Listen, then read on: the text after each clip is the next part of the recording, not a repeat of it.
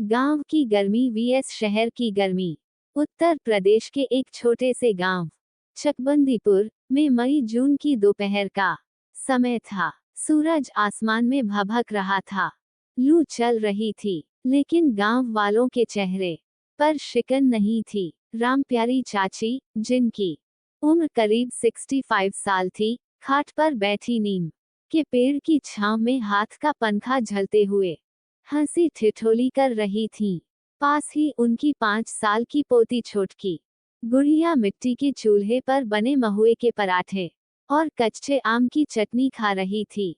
मिट्टी की सौंधी खुशबू, खेतों से आती हवा की ठंडक और चाचा के बाग में पके आमों की मिठास, ये सब गांव की गर्मी को सहनीय और मनभावन बना देते थे।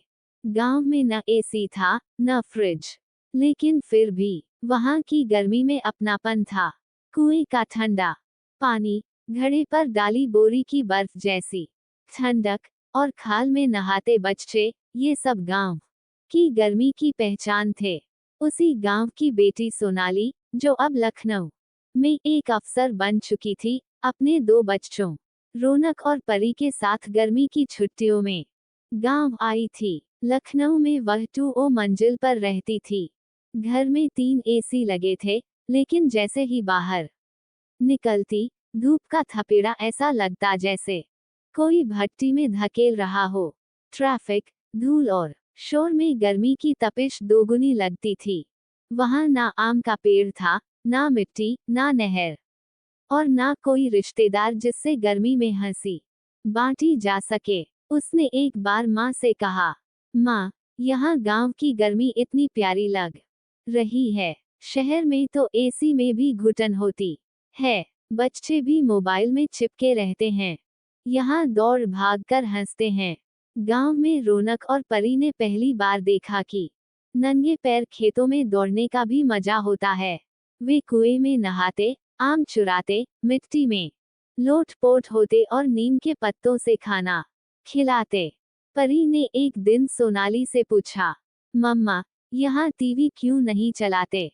सोनाली ने कहा, बेटा, यहाँ की गर्मी में टीवी नहीं, नीम और नहर चलती है। रौनक बोला, मुझे एसी नहीं चाहिए, मुझे वो पुराना झलने वाला पंखा चाहिए, उसमें मजा आता है। गांव की बहुएं, जैसे कुंती, ललिता, रमिला, गीता और सरला, सब दोपहर में मिट्टी के चूल्हे पर खाना बनाती। उनके चेहरे पसीने से भीग जाते, लेकिन उस पसीने में भी एक संतोष था। गर्मियों में वो कच्चे आम का अचार डालती, बेल का शरबत बनाती और पलाश के फूलों की ठंडाई तैयार करती।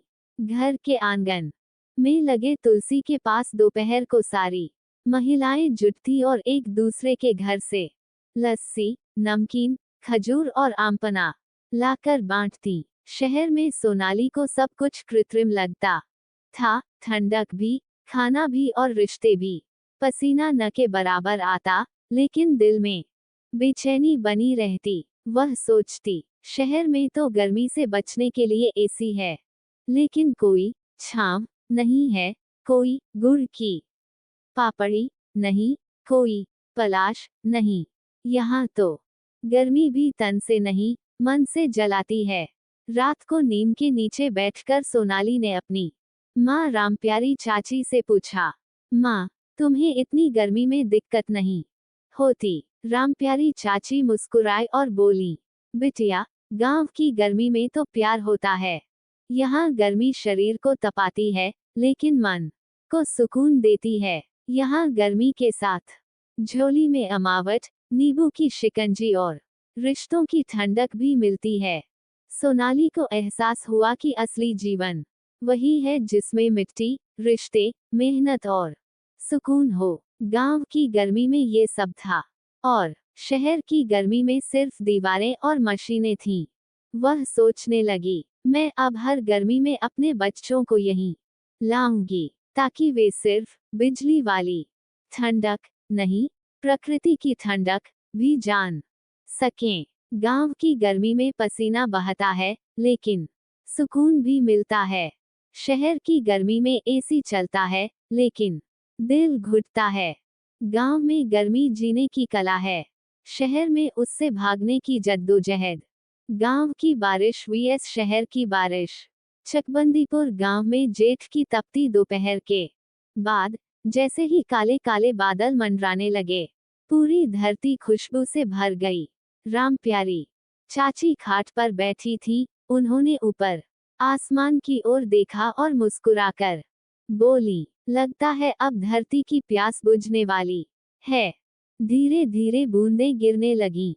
खेतों की मिट्टी से सोंधी सोंधी खुशबू उठी, जैसे माँ अपने बच्चे के आने पर हल्दी लगी रोटी सेक रही हो। गांव के बच्चे कपड़े उतारकर नंगे बदन बारिश में नाचने लगे। किसी ने मिट्टी में लोटा, कोई तालाब की तरफ दौड़ा। छोटे छोटे पैर कूदते हुए, कीचड़ उड़ाते हुए, जैसे बारिश को भी हंसी आ रही हो। उधर लखनऊ में सोनाली अपने ऑफिस की खिड़की से बाहर देख रही थी। बारिश शुरू हो चुकी थी, लेकिन पहली बूंद के साथ ही ट्रैफिक जाम, कीचड़ और धूल गंदगी भी शुरू हो गई। रास्तों पर गटर उफनने लगे, लोग छतरी और पॉलीथिन ओढ़कर दौड़ रहे थे। बच्चों के खेलने की बजाय मोबाइल बंद होने का डर, वॉशिंग मशीन में रखे कपड़ों का गीला होना और लिफ्ट बंद होने की चिंता, यही था शहर की बारिश का सच। सोनाली ने खिड़की से हटते हुए कहा, यहाँ बारिश भी बिन बुलाए मेहमान जैसी लगती है।